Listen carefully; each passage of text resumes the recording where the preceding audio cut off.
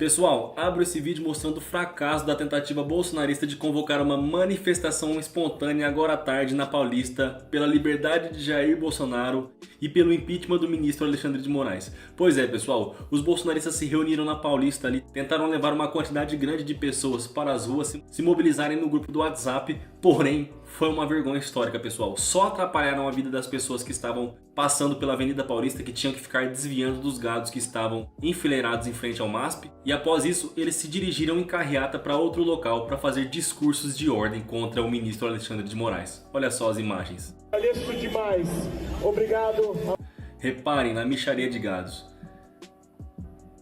Os influenciadores do Brasil, agradeço principalmente a... E eles estão pedindo para a população buzinar, buzine se você é fora Lula, se você é fora Moraes, e ninguém buzina, reparem. Agradeço de Olha coração só, aberto, que vergonha alheia. Fora Lula e fora Moraes. Agradeço... Perto da quantidade de carros que tem, 2 ou 3 buzinas só aparecem. É uma vergonha. E é claro que a bandeira dos Estados Unidos não poderia faltar, né? Bons patriotas lambibotas de gringo que são. Eles ficaram na Avenida Paulista por cerca de 1 hora, vendo que não conseguiam nem buzinas e nem apoio da população que passava por ali, todo mundo passava direto. Eles se dirigiram então para outro local, onde mais gados esperavam, onde fizeram discursos de ordem contra Hugo Mota, contra o ministro Alexandre de Moraes e contra o presidente Lula. Olha só a patifaria, a vergonha que esses caras passaram. Faltam a anistia, ou vocês hoje faltam a votação do impeachment, ou vocês vão se colocar no esgoto da história com Alexandre de Moraes! Que coisa ridícula, né, pessoal? Os caras não cansam de passar vergonha, mesmo se articulando nos grupos de WhatsApp, conversando entre eles ali, mesmo assim os gados não vão.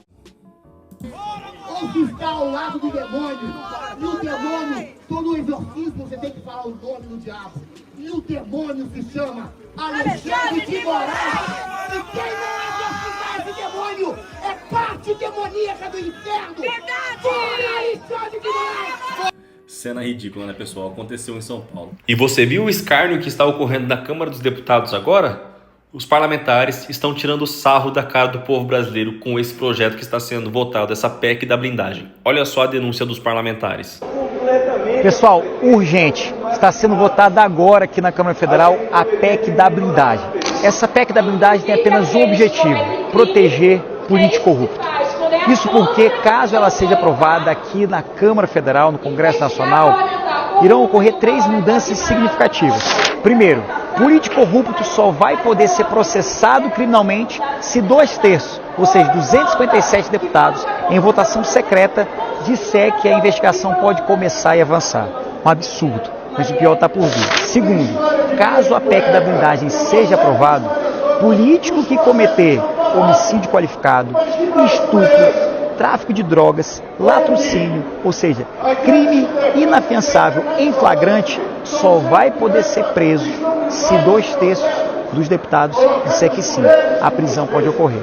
Se presidente de partido cometer algum crime, só vai poder ser julgado pelo Supremo Tribunal Federal. É por essa razão que eu voto contra a PEC da blindagem.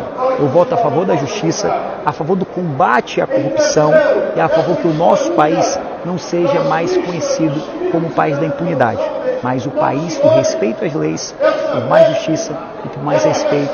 Escárnio, vergonha o que nós estamos... Eu queria falar da gravidade do momento que nós estamos vivendo aqui e da nossa responsabilidade. Quando em 68 a Câmara deliberou por proteger o deputado que ia ser cassado, era uma ditadura militar. O que aconteceu que a Câmara votou contra e foi fechada a Câmara dos Deputados. Simplesmente isso. Por isso que a Constituinte acompanhou. Aqui não. Nós sabemos que isso aqui está sendo votado para proteger de crimes comuns. Qualquer um. Maracutaia de emenda, corrupção, assassinato, pedofilia. Isso lá na sociedade brasileira, 80% vai julgar que é um privilégio dos deputados. É a desmoralização da Câmara dos Deputados. Pessoal, urgente, peço que todo mundo compartilhe esse vídeo ao máximo, para o Brasil inteiro saber a vagabundagem que estão fazendo aqui agora no Congresso Nacional, liderado pelo Nicolas Ferreira. Eles estão votando agora a aprovação da PEC da bandidagem, que vai literalmente isentar e blindar todos os deputados, principalmente Nicolas Ferreira e a bancada bolsonarista, de serem investigados, punidos e presos.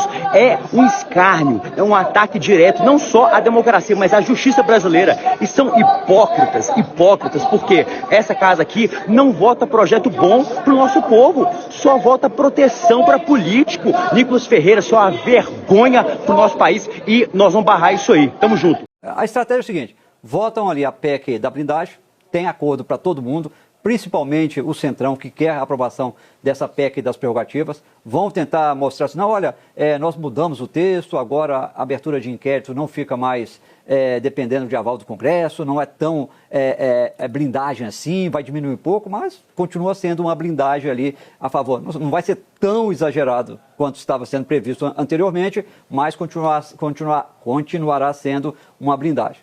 E aí, anistia. Bom, a anistia é um tema basicamente da oposição que o Centrão havia abraçado. E agora o Centrão começou a perceber que não dá para enfrentar o Supremo Tribunal Federal. O Centrão percebeu o seguinte, olha, aprovar uma anistia ampla, geral e restrita neste momento é um confronto direto com o Supremo e com o país, né? Isso vai gerar desgaste para o Centrão, porque a gente viu o Datafolha mostrando que a maioria da população brasileira é contra uma anistia e é a favor da prisão de Bolsonaro.